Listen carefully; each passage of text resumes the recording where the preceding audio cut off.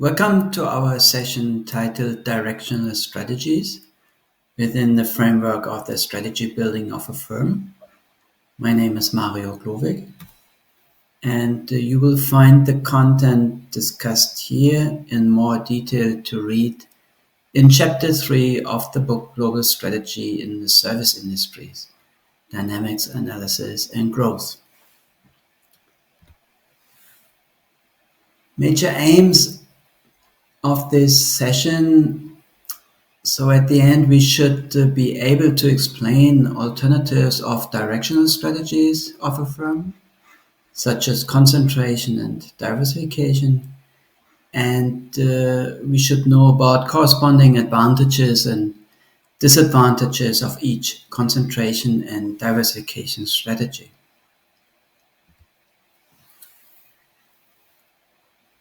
Okay, when we talk about directional strategies, we talk about the top management level.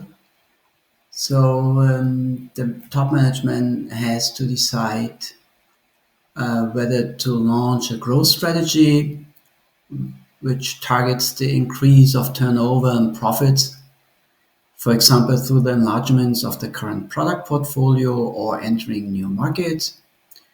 So as a result of the environmental analysis, for example, the top management sets new targets. For example, for the next year, they say we should increase our turnover by 10% and our profits by 4 to 6% in course of our growth strategies.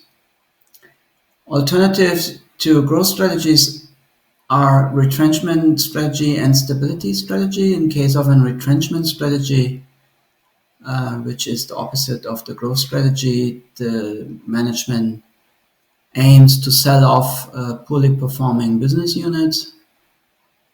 And in case of instability strategy, which is, for example, recommendable after merger and acquisitions, but also after or following a sell-off of a business unit, the management targets to increase the efficiency, reorganizing the processes, make them more profitable. That is within the stability strategy.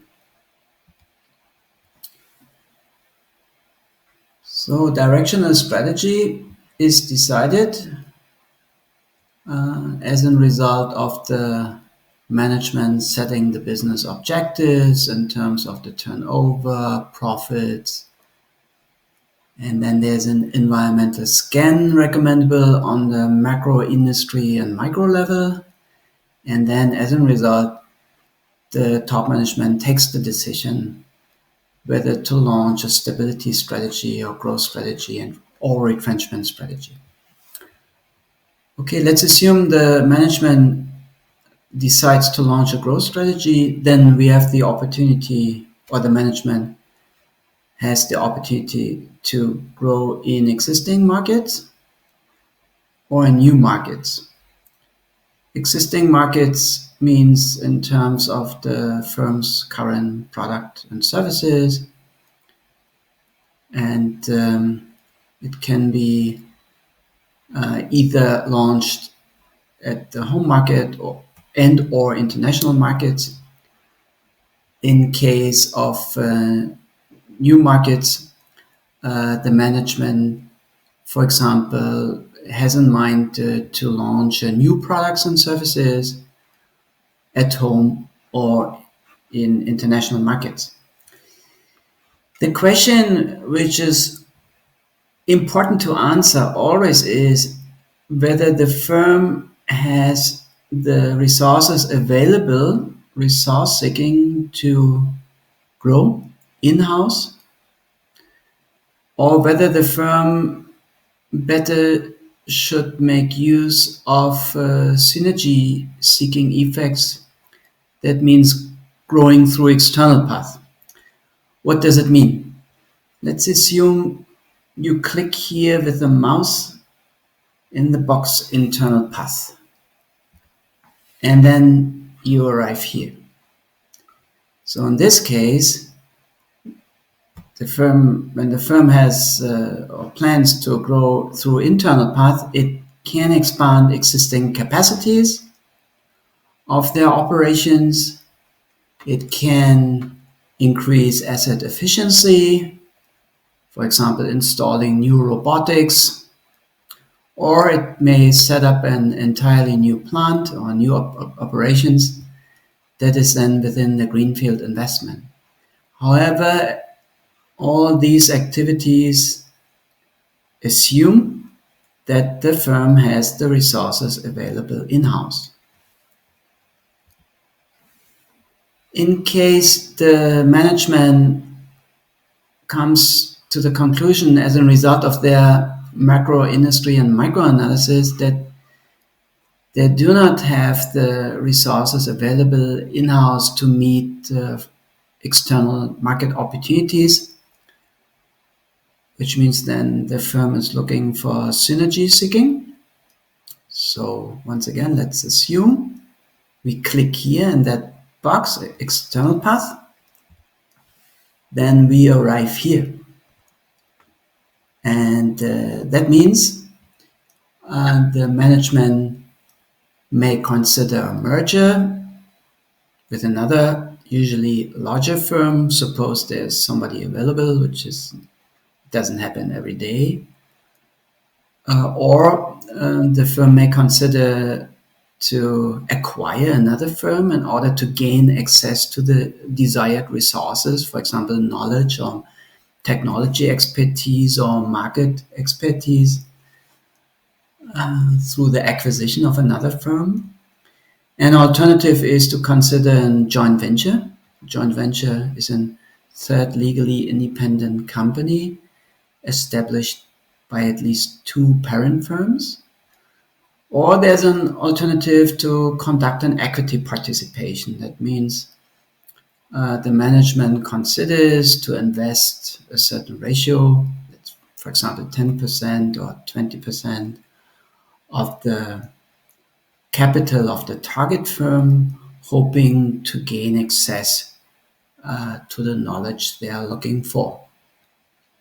Everything is within the framework of a directional strategy, and we here explain the directional strategy alternatives for the case of a growth strategy. Of course, when we consider international market entry in order to realize the growth strategy of the firm, then we are within, or we talk about market entry modes, such as indirect export, direct export, original equipment manufacturing, licensing, franchising, turnkey operations, management contracts, strategic alliances, joint ventures, or foreign direct investment. The subject of international market entry strategies is discussed and published in another session available at YouTube. So coming back to diversification and concentration strategies within the framework of the growth strategy. In order to realize the firm's growth strategy, the top management may launch a diversification strategy, which can be divided into related and conglomerate diversification, always from the perspective of the firm's current value-added activity. So, for example, the management, as a result of its environmental analysis, believes that the firm is not positioned at the moment in very promising industries, very promising markets. They have an alternative to move to related markets, to related value-added activities, which is called related diversification. So we may take the example of a car maker which produces passengers cars, And as a result of its industry analysis, the management decides also to launch, for example, trucks manufacturing or bus manufacturing. It is somehow related to the firm's current value-added activities, but bus manufacturing and truck manufacturing differs a little bit from ordinary passengers car manufacturing.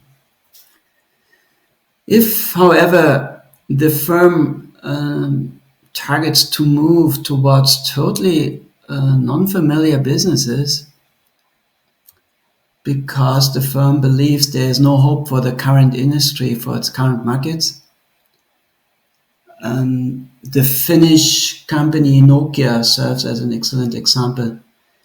A long time ago, they produced rubber boots for Finnish forest workers, and one day then they decided to move to telecommunication equipment. That's a very, I may say, drastic decision, but it's also an ideal example uh, illustrating a conglomerate diversification.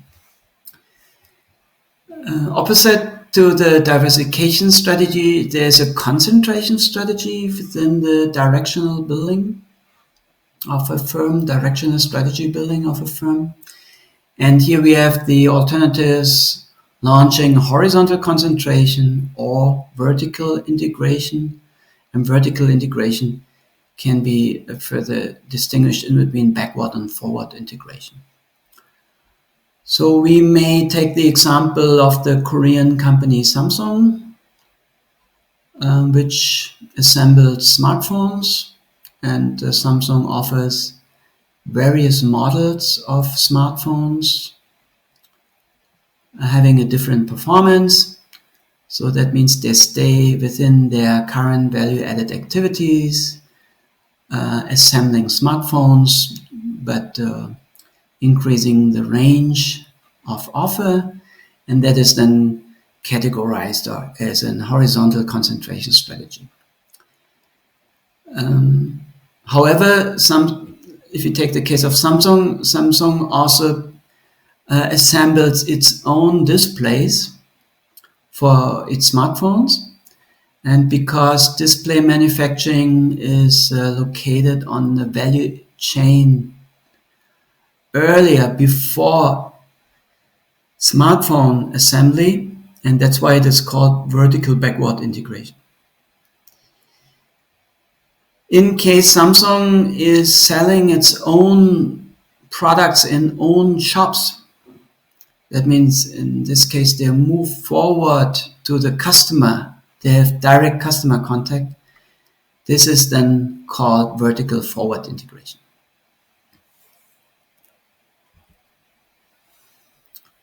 So once again, as a summary, within the subject of directional strategies, we distinguish in between diversification and concentration. In case of diversification, we talk about related diversification or conglomerate diversification, which can be also called non-related diversification. Whereas in case of concentration, we stay in our current markets, in our industries, because the management believes these markets and industries indicate very attractive, very promising growth potentials for the future. And then we distinguish in between horizontal concentration, offering the model, the product range, and vertical concentration, vertical integration. And here we distinguish backward. That means the firm takes over activities which had been previously done by its supplier, and forward, we move forward on the value chain to the customer.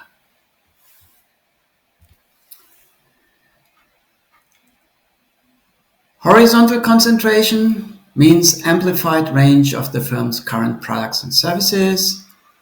Concentration strategy through vertical backward integration, taking over value-added activities previously done by the supplier.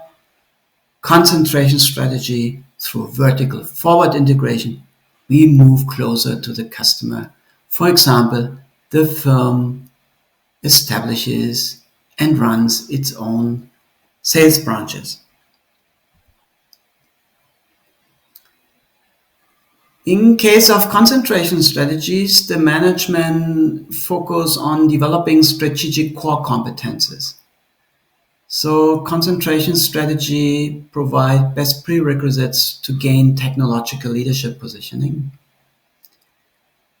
as they are recommended um, when the management believes that the firm is doing business in current markets which indicate attractive growth rates.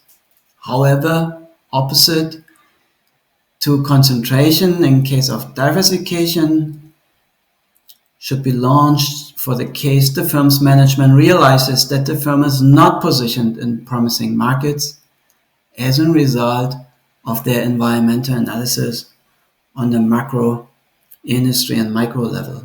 There's also a separate session available at YouTube which talks about techniques of the environmental analysis.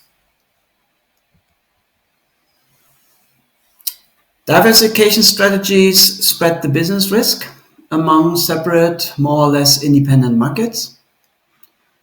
New products and services are offered in related industries, which is therefore named related diversification from the perspective of the firm's current core business, current value-added activities, or in totally non-related industries, which is called conglomerate diversification from the perspective of the firm's current core business, current value-adding activities. Therefore, at the end of my presentation, let me summarize advantages and disadvantages concerning the diversification strategy and the concentration strategy through vertical integration. So let's start with diversification strategy. The advantage is that the management takes the chance, move to more attractive markets than current industries. They may have the opportunity to escape from mature or declining markets. In best case, a strong brand is transferred to other businesses. We have the case of various fashion brands, like for example Hugo Boss. They also launched the cosmetics business, and they transferred the brand name of Boss towards cosmetics. Even their core competence, the core competence of Hugo Boss is in textile. And this comes along with the advantage of less dependency on one industry, which supports managing a better risk portfolio. That also helps, for example, balancing seasonal sales effect in different business segments. And it helps overall capacity utilization, as well as making package offers. For example, we may consider that a digital camera manufacturer may also start selling camera bags and providing this package offer, bag manufacturing, digital camera manufacturing in terms of the value-added activities is so much different, but is recommendable because maybe many customers prefer buying a nice camera together with this suitable bag. And the capacity utilization means that when we make business in various industries, indicating different sales volume depending on the season, we may better share the, for example, administrative costs, which among these various businesses. However, as major disadvantages of diversification strategy, for sure it increases its organization and communication complexity.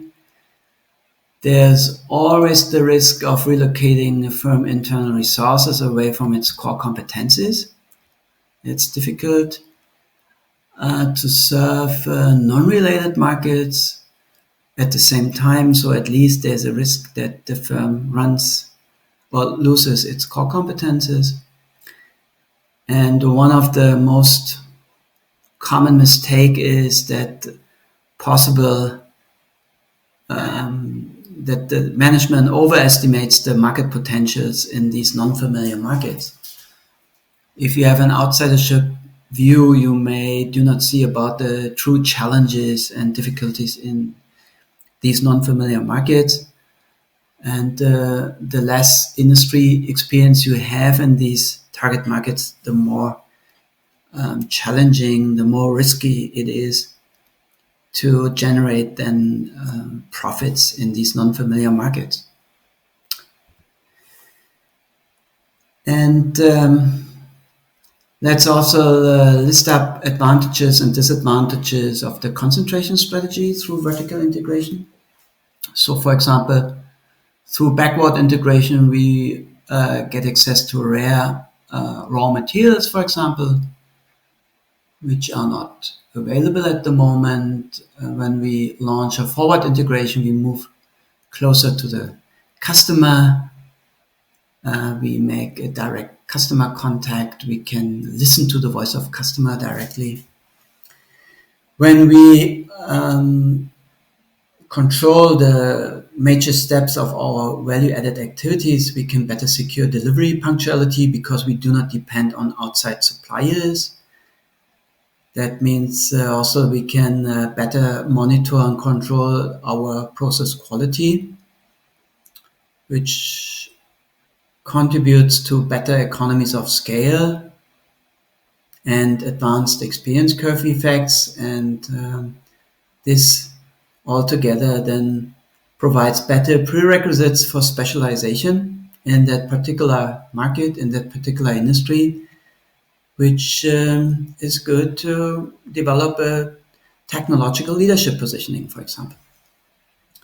However, there are also various disadvantages. A concentration strategy usually comes along with higher fixed costs. The more value added activities we do in-house, the more plants, operations, administration we need. And this contributes to an overall increase of the fixed costs. And another very prominent disadvantage is our industry dependency. If we do business in just one industry, in just one market, we are not that flexible as other firms, for example, launching a diversification strategy. Because we have all the eggs in one basket, that means in one market. The more we control in terms of the value-added activities, the higher the firm internal communication needs, which leads to an increase of administrative complexity and less organizational flexibility. And that also contributes to a risk of running overcapacities. The more value-added activities you control, you own, the higher the fixed cost, the higher the necessity to feed your production. And last but not least, if you do major activities only in-house, if you skip external supplier, then you may run the risk of becoming blind for external value-added activities. You miss fresh ideas in terms of the innovation because you do not talk to external suppliers. You do not maintain any business relationships to external suppliers. And that may cause the risk that we get blind for technological innovation in worst case. Okay, so thank you so much for watching. I hope my presentation helps you in your academic studies or in business. And once again, thank you so much and hope to see you in another session. Bye bye.